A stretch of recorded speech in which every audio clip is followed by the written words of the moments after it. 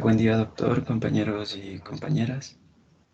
A continuación les vamos a dar a conocer el tema de semiología renal, que es el tema que nos ha tocado en este caso.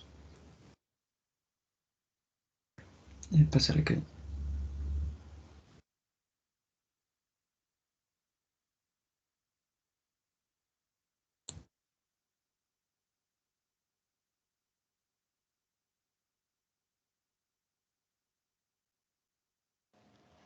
Bueno, para ello vamos a iniciar primeramente con un pequeño video, como más o menos vamos a explicar qué es la semiología renal.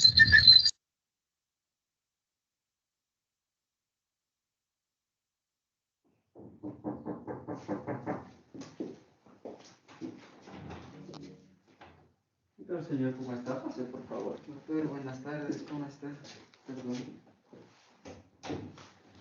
¿Cómo está, señor? Tome asiento, por favor. Muchas gracias. Listo, señor, cuénteme, ¿cómo le puedo ayudar? Chuta, ¿sabe qué, doctor? Tengo una pequeña queja, me duele demasiado aquí en la parte de atrás, aquí en la espalda. Me viene aquejando desde hace varias semanas, pero a veces el dolor pasa, pero después llega así de forma brusca. No sé qué podría ser. Y unas cosas, a ver, respondan unas pequeñas preguntas. ¿El dolor tiene todo el día o simplemente por periodos de tiempo durante el día? Generalmente me duele cuando me acuesto, entonces no puedo permanecer sentado o a veces parado, entonces cuando me acuesto suele pasar, pero después llega directamente el dolor tipo como que me desgarra. ¿Y el dolor es muy intenso, es algo leve, lo siente muy fuerte, tal vez? Sí, el dolor sabe ser así fuerte, de la nada me coge. No es pequeñito el dolor, es bien fuerte mi Ya. dolorcito. ¿Y cómo describiría usted el dolor? ¿Cómo lo pondría? Tal vez algo como un pinchazo, como tal vez un golpe. ¿Cómo lo Sí, describiría un usted? tipo pinchazón sería mi dolor. Ya, y también el dolor simplemente se restringe a ese lugar, a esa parte, o se irradia o siente el dolor en alguna otra parte, además de la parte de la Sí, espalda. o sea, por el momento me duele solo en la parte izquierda, aquí en la parte de la espalda. Solo ahí es el dolorcito. No me ha llegado ni adelante ni abajo, solo ahí sí. No se ha pasado para otros lados. Ok, a ver. También me gustaría saber en cuanto a la orina, si usted siente algún tipo de dolor, algún tipo de molestia cuando orina. Sí, doctor. Sí, me sabe arder, entonces creo Ok. que eso es un problemita que tengo también. Ya, además de eso, ¿con qué frecuencia va al baño? ¿Va varias veces en el día o en especial se levanta en la noche varias veces para ir a orinar o... Sí, durante el día sí quiero unas 4 o 5 veces durante el día y en la noche igual a veces cuando duermo me sabe coger las ganas de orinar también, 3, 4 veces por la noche. Sí, son varias veces durante el día, sí. Ok, a ver, y en cuanto a la orina, ¿ha notado alguna alteración? Es decir, ¿ha visto que la orina acá tiene otro color? ¿Nota que es un poquito más espumosa? Sí, he Eh, notado un poquito la orina. Cuando sé orinar ya no suele ser transparente, suele tener un color ahora rojito, un poco más tomate por ahí, pero ya no es transparente como solía serlo antes. ok, Igual entiendo. no tiene espuma, solo el color rojito nomás tiene. Bien, y bueno, aparte de todo lo que me ha contado, me gustaría saber si ha notado que, especialmente en las piernas, ¿no? ¿Ha notado algún hinchazón? ¿Ha visto que se han inflamado sus pies o sus tobillos? ¿O no presenta nada de estas cosas? No he presentado ningún tipo de manifestación que usted me menciona, ¿no? No me siento ni pesado también, ¿no? Ok, entiendo. Bueno, entonces vamos a pasar un poco a la camilla, vamos a hacer una pequeña revisión física Claro, doctor. y eso es más que todo.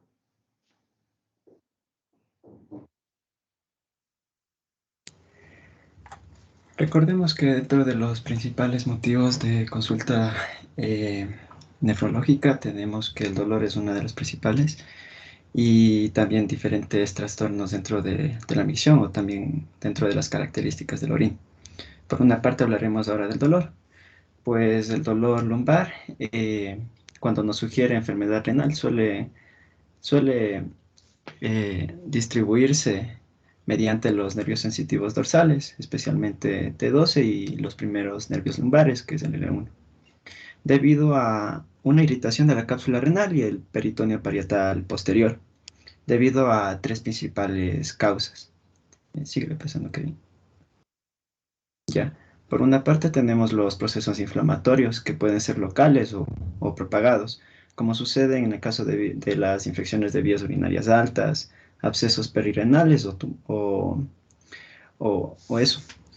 Por otra parte también tenemos la isquemia de algún segmento renal, ya sea debido a una obstrucción embólica de alguna arteria interglobal, como por ejemplo, y por otra parte también tenemos las causas más comunes que son la distensión de las vías urinarias debido a la obstrucción por cálculos renales a nivel de diferentes segmentos de la vía urinaria, ya sea a nivel de la pelvis renal, cálices o uretres. Síguele pasando. En cuanto a su distribución, pues puede abarcar diferentes segmentos a nivel del área abdominal, anterior o si no posterior. Por una parte tenemos que abarca la zona lumbar y la zona sacra. También puede abarcar la parte superior de la región glútea, flancos, región periumbilical, el hipogastrio, fosas ilíacas y también puede irradiarse hasta los genitales. Pásale que ya. Por otra parte, también tenemos la modalidad de instalación. Puede ser agudo o crónico. En caso de que sea agudo en los pacientes adultos, relacionado o no con el esfuerzo físico, esto nos suele sugerir más que todo un cólico de tipo ureteral, que posee las siguientes características. El dolor es tipo cólico, que tiene una intensidad fluctuante, una duración variable, se propaga a flancos y genitales y suele acompañarse de un malestar general del paciente y sobre todo inquietud. Y en caso de que curse esta instalación de manera crónica, esto más que todo está relacionado a procesos de aumento del tamaño renal, observado más que todo en la enfermedad renal poliquística o en los tumores. Pásale que siguiente. Y hablando específicamente del cólico renoureteral, que es el dolor más característico que nos sugiere enfermedad renal, la principal causa suele ser la litiasis renal, que son los cálculos. Y como ya se mencionó anteriormente, pueden alojarse en diferentes segmentos de la vía urinaria, ya sea a nivel de los cálices o a nivel de los uréteres. ¿Y cuáles son las características de este dolor? Primero, pues la localización. La localización de este suele ser en la zona lumbar. El inicio suele ser agudo, pero puede exacerbarse. Y la irradiación que ésta posee suele ser hacia adelante, a nivel de flancos, y descender hacia la fosa ilíaca y genitales, con síntomas o manifestaciones neurovegetativas, como lo son la sudoración. Y además el paciente suele estar aquejándose a cada momento, tiene angustia, inquietud y ansiedad. Y en ese cuadro en esa tabla podemos observar un cuestionario que se le puede realizar al paciente para poder investigar un poco más acerca del dolor que nos está manifestando. Pásale que- Ahora hablemos un poco sobre los trastornos de la micción. Pues por una parte tenemos la disuria, pues es aquella dificultad para eliminar la orina o orinar. Y los pacientes suelen referir o nos mencionan que sienten ardor o dolor al orinar y por tanto esto ya nos sugería un tipo de problema, más que todo infecciones. Por otra parte, tenemos también la polaquiuria, que se refiere al aumento del número de la frecuencia de micciones, sin aumento del volumen de orina. Por otra parte, también tenemos el tenesmo vesical, que es la presencia del deseo de orinar después de haber finalizado la micción previamente, o la sensación de que no ha orinado completamente el paciente. Y por último, también tenemos la retención vesical o retención urinaria, también llamada, que es aquella imposibilidad de evacuar el contenido urinario, ya sea total o parcialmente de forma espontánea. Y esto más que todo también se suele asociar a obstrucciones del cuello vesical o que pueden abarcar hasta el meato uretral. Y la causa más común en hombres suele ser la hipertrofia prostática.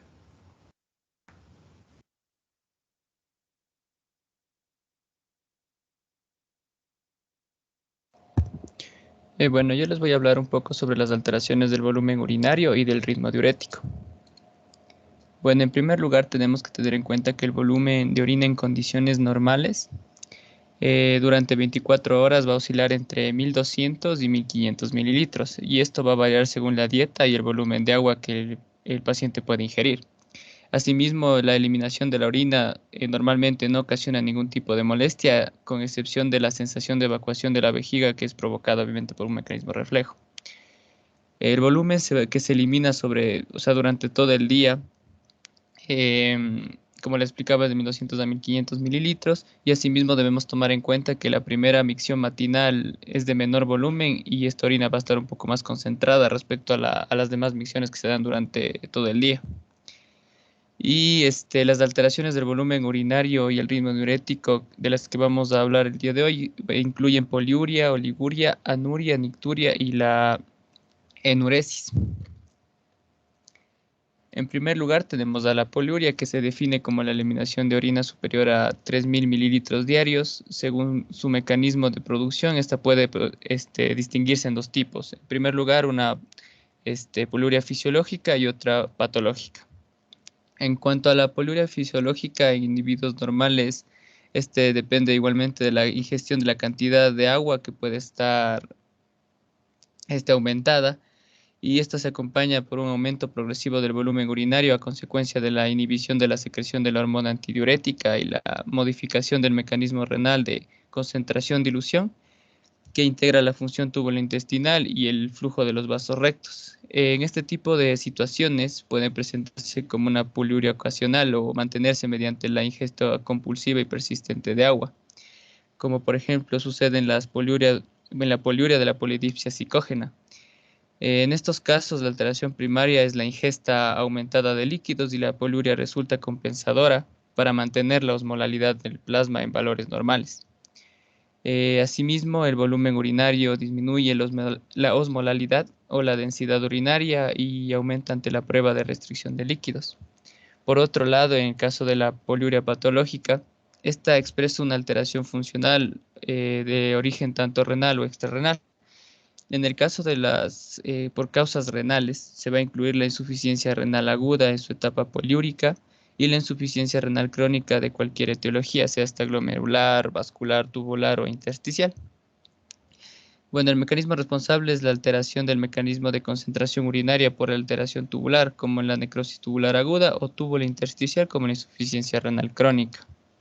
Asimismo, podremos observar que en la poliuria, después de la desobstrucción de la vía urinaria, también puede producir este tipo de cuadros. Una causa rara de la poliuria renal es la diabetes insípida nefrogénica, que se caracteriza por la falta de respuesta renal a la acción de la hormona antidiurética o la ADH por defectos que residen en el receptor tubular.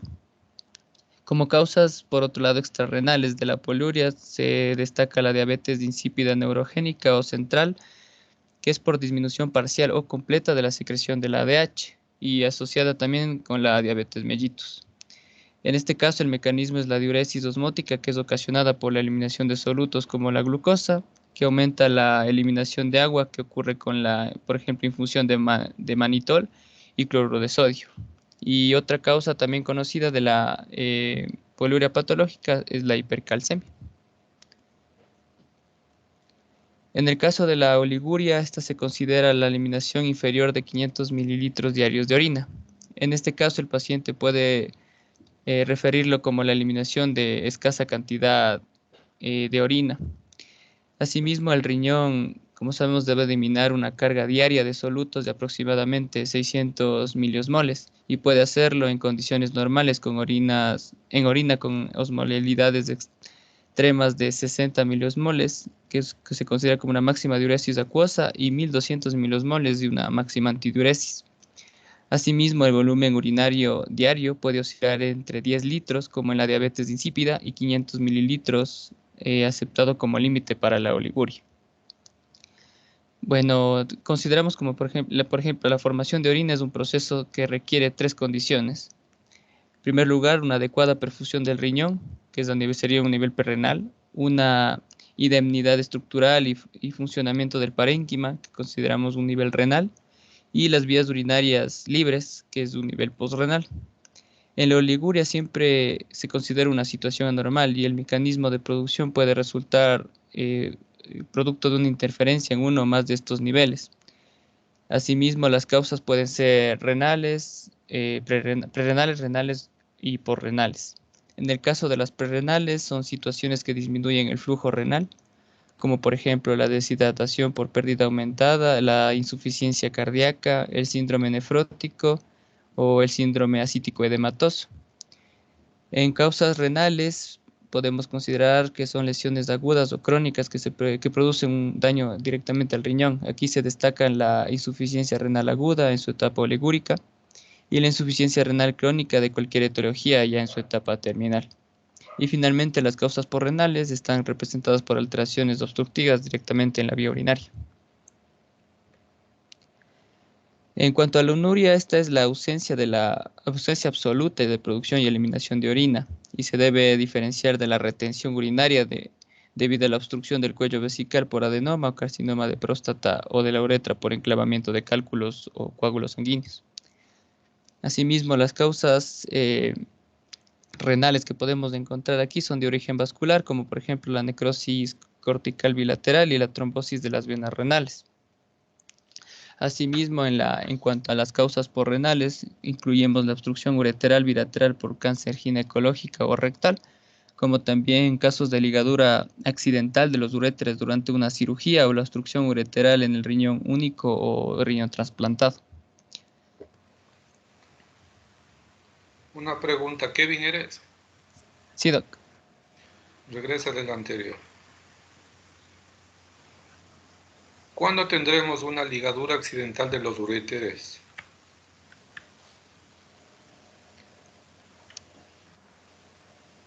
A ver.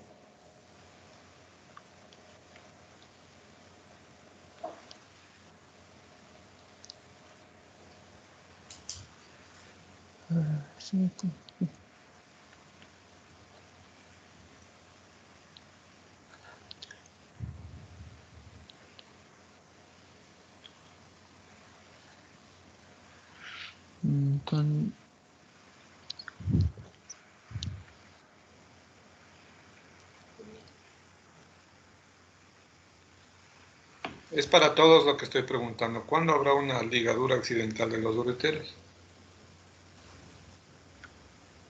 En una ligadura de trompa, tal vez, Doc. No, no he sabido que por hacer la cirugía de fertilidad o de ligadura de trompas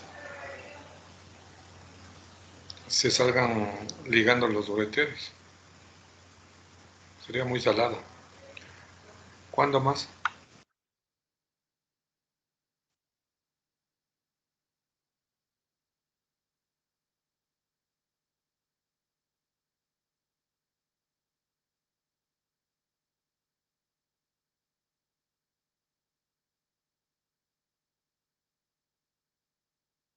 En el caso de una histerectomía,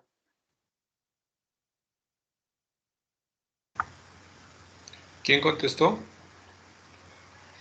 eh, Mario, Mario. Mario Cañar. Sí, hola Mario. Muy bien, ese es el ejemplo típico cuando hay una histerectomía. ¿Sabes por qué? O sea, tal vez por lo que está ahí cercano Claro, al están realizar la... pegados. Claro, ajá, Están pegados en entonces, realidad como todo el es pedículo. iatrogénico. Ajá.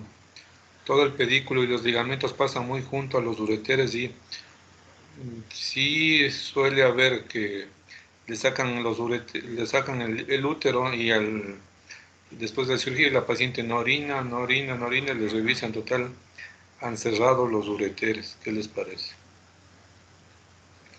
Em, Continúe, por favor. Ya, ya en cuanto a la nicturia, este básicamente es el aumento del ritmo de la diuresis durante las noches.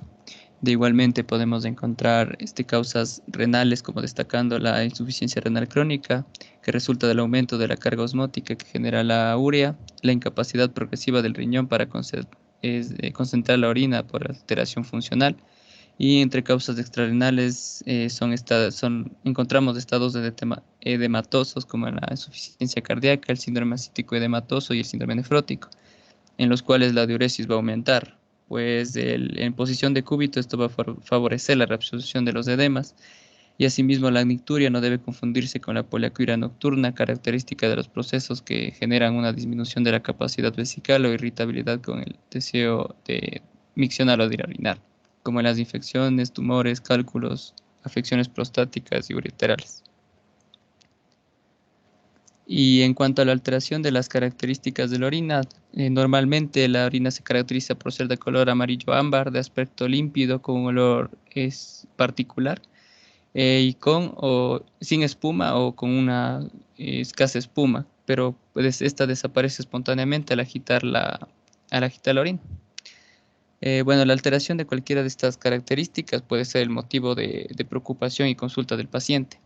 Asimismo, el color normal de la orina va a depender de unos pigmentos que denominaremos urocromos, que en condiciones normales puede variar de entre color amarillo, ámbar o caoba. Asimismo, varios pigmentos endógenos o exógenos van a modificar el color de la orina. Algunos pueden estar presentes en determinados compuestos como los alimentos, en el caso de, por ejemplo, el remolacha, colorantes como el azul de metileno o ciertos medicamentos como la rifampicina, que van a otorgar a la orina una coloración particular, puede ser rojiza, azul, verde o anaranjado, sin que esto tenga un significado patológico.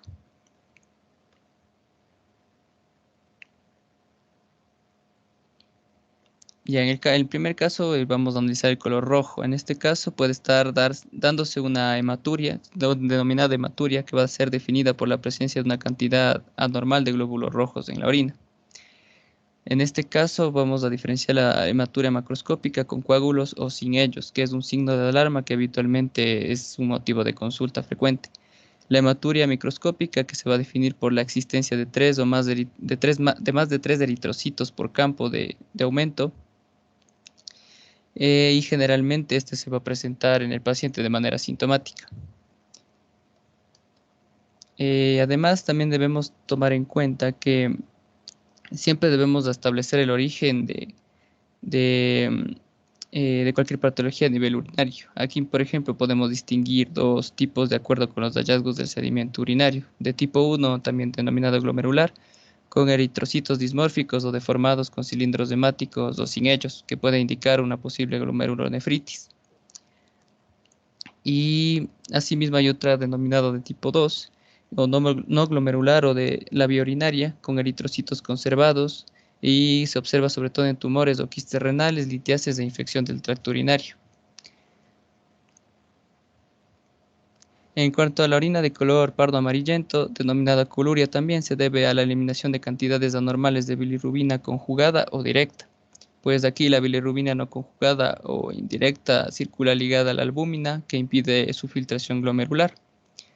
La hiperbilirrubinemia directa también se asocia con alteraciones de la secreción o del flujo biliar y se observa sobre todo en la hepatitis, la cirrosis hepática y enfermedades que producen obstrucción biliar intrahepática o extrahepática como la colestasis.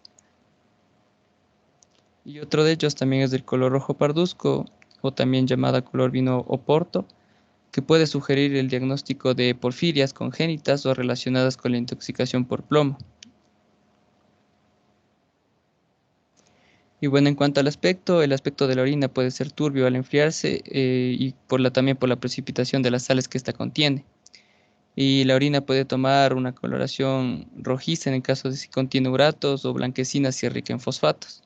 Aquí también la orina puede ser turbia por la presencia de piosituria y abundante cantidad de mocos, lo cual en relación con otros datos clínicos nos puede orientar al diagnóstico de infecciones urinarias. Kevin, espérese un ratito. Tenemos otra charla ahora. ¿Alguien más va a presentar?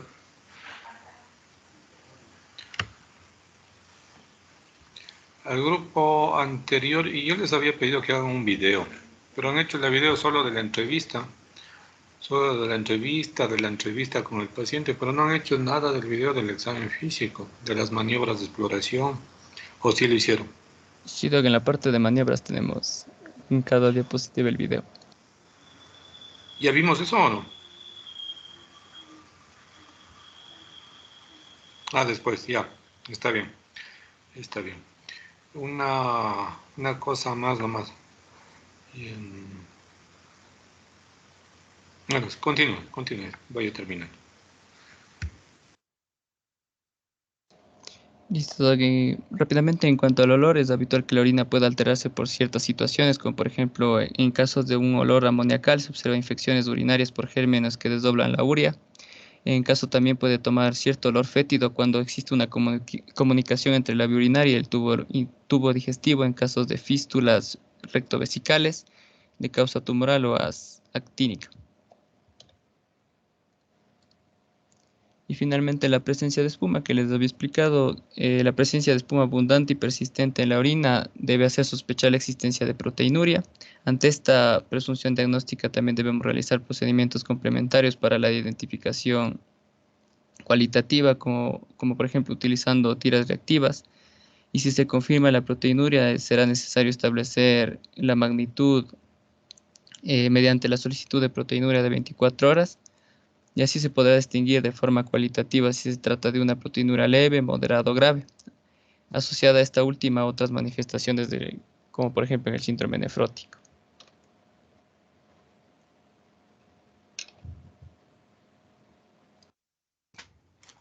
Por otra parte también tenemos al edema, pues existen diferentes causas para que se dé el edema, ya sea de origen cardíaco, hepático o renal. Específicamente hablando del edema de origen cardíaco, pues se puede ver que es más intenso en las extremidades inferiores y se suele acentuar más por la tarde. Y también depende de gran medida de la postura del paciente. Y los pacientes cuando están confinados en cama, el edema se suele asentar o ser más prominente en las regiones presacras. Ahora bien, el edema relacionado con la insuficiencia renal crónica, este suele ser generalizado y dentro de su mecanismo. Eso ya lo vimos, ¿no es cierto? Me parece en la clase anterior. Además de que esta lámina Claro. no se puede ver, yo al menos no leo nada. Continúe, por favor, la siguiente lámina.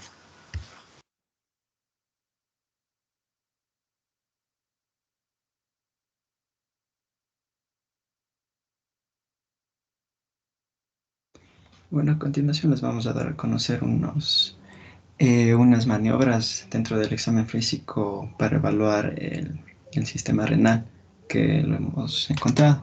Pasa el que.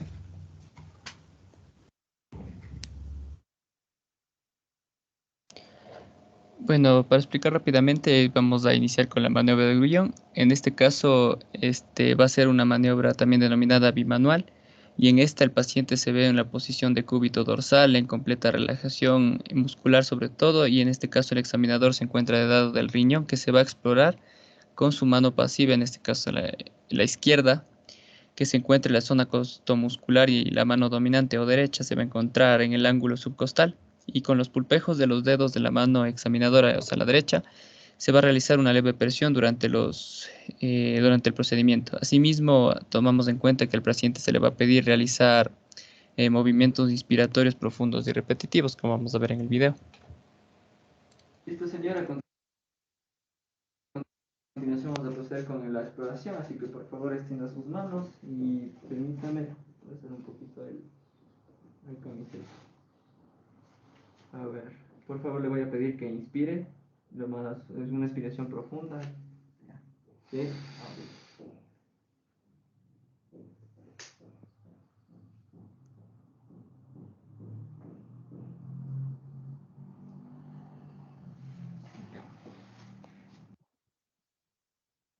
¿Listo, señora?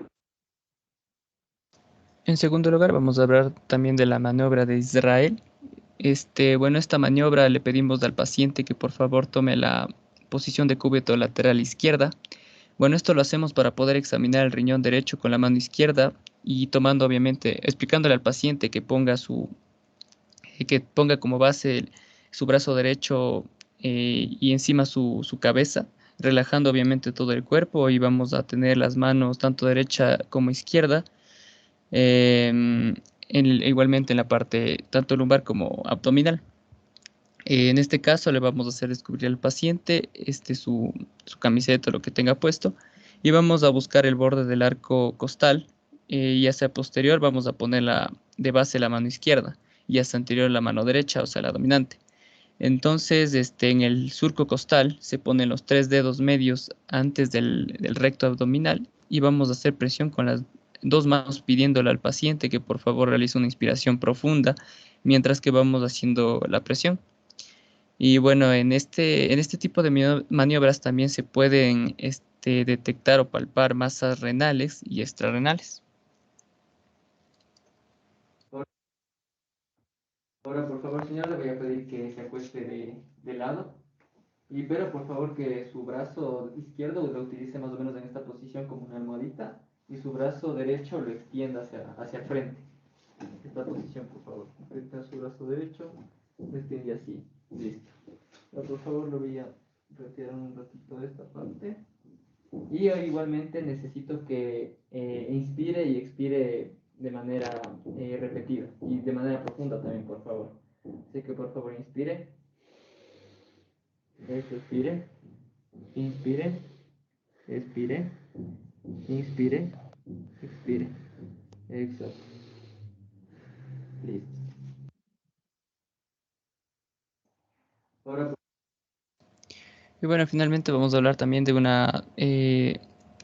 otra maniobra que nos denominamos puño percusión renal o el signo de Giordano. En este caso, el objetivo de esta maniobra es sobre todo buscar algún dolor localizado y este dolor al ser positivo, que yo les explicaré cómo, nos dará indicios de una pilonefritis en el paciente, aunque también puede ser relacionada con alguna causa osteomuscular. Y bueno, en este caso la simple presión de las yemas de los dedos podría bastar para desencadenar algún tipo de dolor en caso de que el paciente tenga alguna alteración renal o una patología. Sin embargo, si este dolor no se presenta es cuando usamos esta maniobra de puño percusión.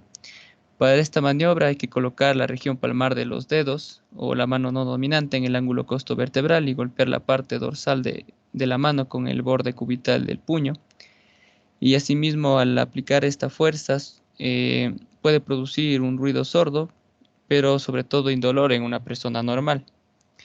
Y bueno, en el caso del signo de Giordano positivo es cuando el paciente va a presentar el dolor al realizar la maniobra, mientras que un signo de Giordano negativo es cuando el paciente obviamente ya no presenta lo contrario, ¿no? Es decir, no presenta el dolor. Y bueno, eso es todo, chicos. Muchas gracias por su atención.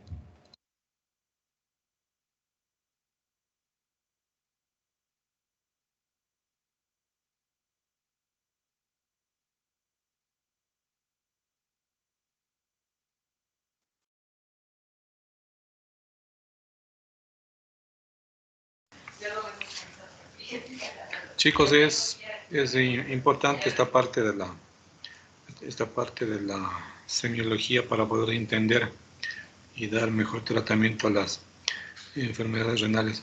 Una cosita nomás adicional, hay unos conceptos que están un poco diferentes. En el sílabus está, me parece que está, qué libros estuvieron siguiendo? Esa propedéutica de esa semiología de qué era. De semiología de Argente, doc. Ya, y ustedes vieron que ahí se les pasó No sé si tenían un link ahí.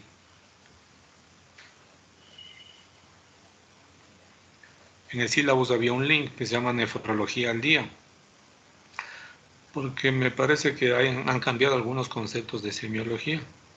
Yo quisiera que para el día viernes que nos vemos hagamos una tabla con dos columnas. En la columna del lado izquierdo vamos a poner semiología de su rostro, que es esta que me dijiste. Y en el otro, en la columna, vamos a poner el de nefrología al día. Vamos a comparar, por ejemplo, para uno que es poliuria, para el otro que es poliuria, para el uno que es anuria.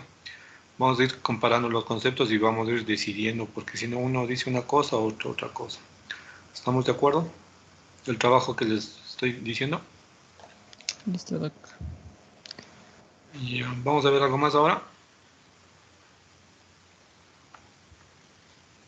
Si alcanzamos el grupo de hipertensión renal, hipertensión arterial, perdón. Ya, por favor avancemos un poco más. Ya le presento.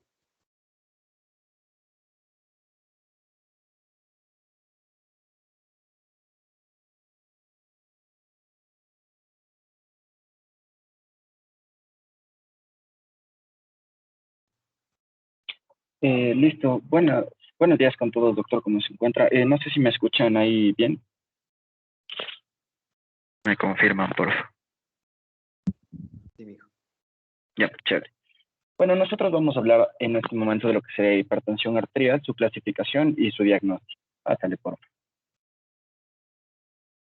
Nuestra tabla de contenido se va a basar en lo siguiente. Vamos a hablar primero de una definición general, luego vamos a tratar la definición por cada guía que se ha tratado en esta exposición, la clasificación, la estadificación, los métodos de medición de presión arterial, evaluación diagnóstica y al final vamos a tener un artículo para revisar. Ok, bueno, para entender más o menos qué es la hipertensión arterial, vamos a hablar de la definición. Entonces, ¿cómo se define la hipertensión arterial? Esto se define como promedios de presión arterial. Hablamos de sistólico y diastólica, contemplando sistólico como máximo y diastólico como mínimo, por encima de los límites establecidos o normados mediante las guías que vamos a ver más adelante. Entonces, como una norma, bueno, como un promedio, vamos a tener en este caso que les voy a dar la definición, que sería hipertensión arterial si hablamos de un límite superior o igual o superior a 140 milímetros de mercurio y sistólico de 90 superior o igual en diastólico, ¿sí? Entonces, bueno, también lo que sería sistólico máximo se considera la fuerza ejercida por la sangre sobre las arterias cuando el corazón se contrae, y en diastólico consideraríamos la resistencia que existe en las arterias cuando el corazón está en reposo o se consideraría prácticamente en cada latido, ¿sí? Bueno, entonces vamos a hablar de una definición más directa hacia las guías. Como tenemos en la primera parte, al lado izquierdo, vamos a hablar de la ACC-AJA del 2017, en la cual nos habla que una hipertensión arterial se considera en una presión sistólica igual o superior a 140 milímetros de mercurio y una diastólica en igual o superior a 90 milímetros de mercurio. Si hablamos del Joint National Committee on Prevention, tenemos la séptima y la octava edición, en el cual lo único que va a variar sería que en la octava edición no se va a presentar lo que sería la prehipertensión arterial, mientras que en la séptima edición sí se presenta esta clasificación, como lo vamos a ver más adelante. Pero en general en estas dos guías se considera ya una hipertensión arterial si hablamos de una presión arterial sistólica mayor o igual a 130 milímetros de mercurio y una diastólica mayor o igual a 80 milímetros de mercurio, ¿sí? Y tenemos por último la guía SC y SH, ¿sí? En la cual vamos a hablar de presión arterial si superamos o igualamos los 140 milímetros de mercurio y en diastólica igual si superamos o igualamos los 90 milímetros de mercurio. Pásale por favor. Listo. Entonces vamos a clasificar cada una de estas guías. Como les comenté hace un momentito, si hablamos de la Joint National Committee, la JNC, de séptima y octava generación, como podemos ver, la séptima edición se presentó en 2003 y la octava en 2014, donde el único arreglo que hubo sería que ya nos incluye una clasificación de hipertensión arterial en esta tabla. Pero si analizamos la tabla de lo que sería el JNC del 2003 o la séptima edición, vamos a presentar aquí que hablamos de una presión arterial sistólica normal por los límites debajo de 100, o sea, los límites de 120 e inferior a estos. Y en diastólico vamos a tener una presión arterial inferior a los 80 milímetros de mercurio. Aquí en esta la prehipertensión arterial, que ya no se la considera actualmente, vamos a tener de 120 a 139 en diastólico y de 80 a 89 en sistólico de 120 a 139 y en diastólico de 80 a 89. También tenemos la hipertensión arterial de estadio 1 que va de 140 a 159 en sistólico y de 90 a 99 en diastólico. Y la hipertensión arterial en estadio 2 que supera o igual a los 160 milímetros de mercurio en sistólico y en diastólico superior o igual a 100 milímetros de mercurio. Pásale por favor. Bueno, ahora vamos a pasar con la guía de HTA. Entonces este va a ser el Colegio Cardiológico Americano, en el cual podemos ver que en su categoría nos habla de una hipertensión, de una presión arterial normal, presión arterial alta, hipertensión arterial de estadio 1 y estadio 2. Entonces se considera normal, inferior a 120 en sistólico e inferior a 80 en diastólico. Se considera una presión arterial alta, pero entre las normativas de la normalidad, entre 120 y 129 en sistólico e inferior a 80 en diastólico. Ya estaríamos hablando ya de una hipertensión arterial propiamente dicha, si tenemos de 130 a 139 en milímetros de mercurio en sistólico y de 80 a 89 milímetros de mercurio en diastólico. Estadio 2, si superamos o igualamos los 140 milímetros de mercurio en sistólico y superior o igual a 90 en diastólico. Pásale. Ok, bueno, proseguimos con la siguiente guía en la cual vamos a estar en la Sociedad Europea de Cardiología, en la cual podemos ver que esta tabla es un poquito más extensa, pero solo son las categorías que se ampliaron. Por ejemplo, aquí nos va a resultar un poco extraño la hipertensión arterial de grado 3, que en las otras guías ya no se la utiliza debido a que su tratamiento o su forma de manejar esta se incluye en los parámetros para manejar la de grado 2, entonces se la ha simplificado y se hizo solo una y por eso no se presenta en las demás guías la hipertensión de grado 3. Ok, entonces aquí si hablamos de un grado óptimo estaríamos inferior a 120 en sistólico e inferior a 80 en diastólico, en los límites de en la normalidad propiamente dicha de 120 a 129 en sistólico, de 80 a 84 en diastólico, y en los límites, sobrepasando ya casi lo normal, estaríamos de 130 a 139 en sistólico y de 85 a 89 en diastólico. Hipertensión arterial ya grado 1, superando lo que sería los 140 milímetros de mercurio hasta los 150 en sistólico y de 90 a 99 milímetros de mercurio en diastólico, ¿sí? El grado 2 estaríamos contemplándolo desde los 160 hasta los 179 en sistólico y de 100 a 109 en diastólico. La hipertensión de grado 3 se considera una presión arterial superior o igual a los 180 milímetros de mercurio para sistólico y en diastólico superior o igual a 110 milímetros de mercurio. Podemos también, aquí tenemos la variación en la categoría de hipertensión arterial sistólica aislada, en la cual vamos a tener en sistólico una elevación superior o igual a 140 milímetros de mercurio y en diastólico inferior a 90. Pásale por favor. Ok, bueno, vamos a seguir hablando un poquito de cómo se les categoriza o se les identifica cada una. Si hablamos de nosotros de que sería una hipertensión arterial esencial, tenemos que tener presente que esta se va a presentar en el 90% de los casos y se identifica porque no tiene una causa única ni conocida o una enfermedad que el paciente tenga que sea que ayude a que se desarrolle una hipertensión arterial, ¿sí? Esta, además, se le conoce también como idiopática y estaríamos considerando entre unos valores promedio que oscilan entre los 130 a 139 milímetros de mercurio para diastólico y en sistólico, en sistólico y en diastólico oscilaríamos entre los 80 a 89 milímetros de mercurio. Pásale por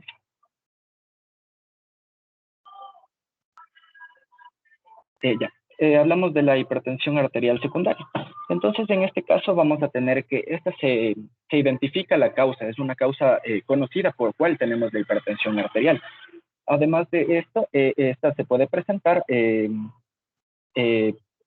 algunas patologías como son las de origen renal, en la cual se podría incluir la pielonefritis crónica, estenosis vasculorenal, entre otras patologías. También podríamos hablar en una hipertensión arterial secundaria si entramos a hablar de las de origen endocrino, la cual podemos tener una hiperfunción adrenal cortical, como es el mal de Cushing, acromegalia, hipohipertiroidismo, entre otras patologías igual.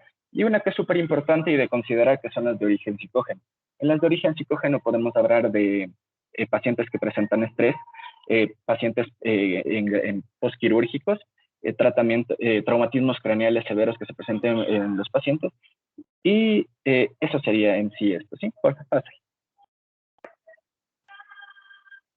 Ya, tenemos la hipertensión arterial también conocida como de bata blanca. ¿Qué es esto?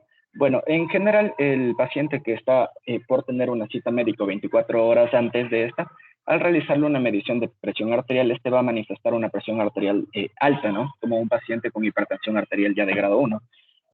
Sin tomar en cuenta que mientras el paciente se le manda a hacer un screening, un mapeo, que vamos a ver más adelante lo que significa este va a hacer unas tomas diarias en su casa o en algún subcentro de salud y va a manejar presiones arteriales inferiores a los 130 a 80 milímetros de mercurio, en los cuales nos daría, según las guías, una normalidad un poco elevada, pero estamos en el grado de normalidad, ¿sí? Pásale, por favor.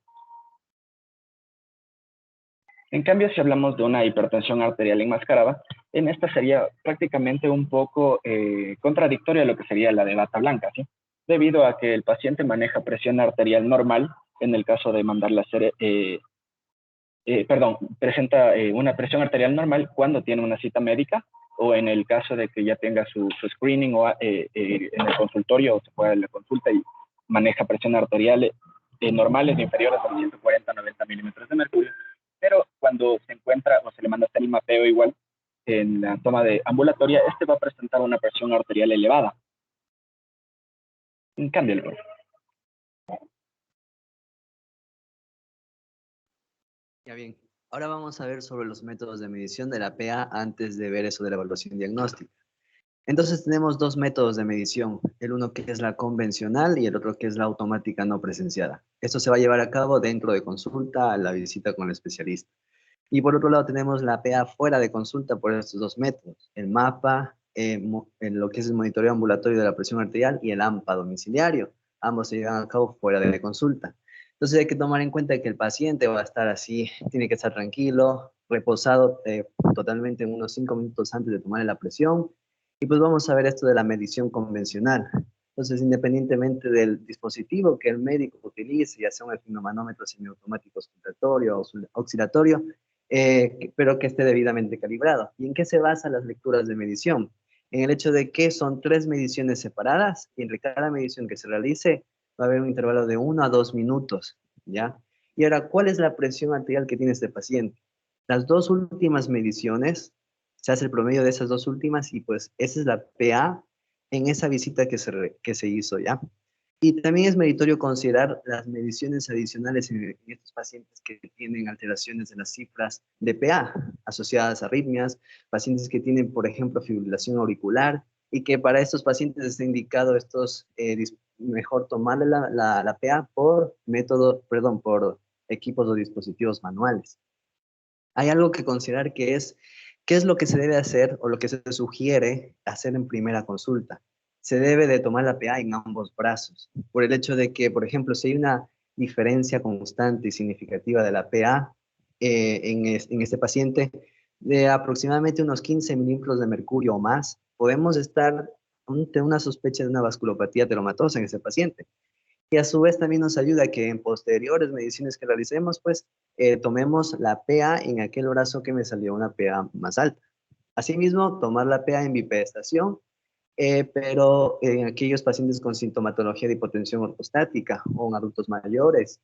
Y, por ejemplo, aquí cuando hay una reducción de la PA sistólica mayor o igual a 20 milímetros de mercurio o una diastólica mayor o igual a 10, en comparación con la toma de la PA en sedestación, entonces decimos que posiblemente estemos ante la hipotensión ortostática. Otra cosa, otro método es esto de la automática no presenciada. Y este se basa en el registro automático de múltiples lecturas y esto nos va a ayudar a ¿qué? A mejorar la reproducibilidad de la medición, disminuye el efecto de bata blanca por el hecho de que este paciente va a estar, como decir, un poco alejado y que el dispositivo es el que se va a encargar de registrarlo automáticamente, ¿ya? Y pues, por tanto, va a haber valores de PA menores que la convencional, que el que vimos anteriormente, incluso suelen ser similares o menores que el MAPA o LAMPA que es fuera de consulta. Y se evidencia valores de PA sistólica o el método convencional, que suelen ser de 5 a 15 milímetros de mercurio más altos que en el caso de la automática no presenciada. O sea, decimos que la medición de la PA en el consultorio es la base para el diagnóstico de hipertensión, pero hay que considerar que el diagnóstico no se lo realizará en una sola consulta o en la primera visita, sino que se van a requerir de 2 a 3 visitas y en intervalos de 1 a 4 semanas, si es que se prefiere esto del método en la medición en consultorio, porque de ahí que es mucho más verídico hacerlo fuera de consulta, o sea, el confirmar el diagnóstico de hipertensión arterial. Y es por eso que vamos a ver esto, el AMPA, la automedición de la presión arterial domiciliaria. Mario, por favor, vamos a quedar hasta ahí. Está muy bien tu presentación. Vamos a retomar desde el viernes lo tuyo. Por favor, recuerden que les mandé un trabajo hoy en la mañana con los representantes de una charla que traten de asistirlo, o si la pueden grabar, porque de ahí voy a tomar también un par de preguntas de la charla que mandé con los representantes de los cursos. ¿Alguna pregunta de esta parte? Doc,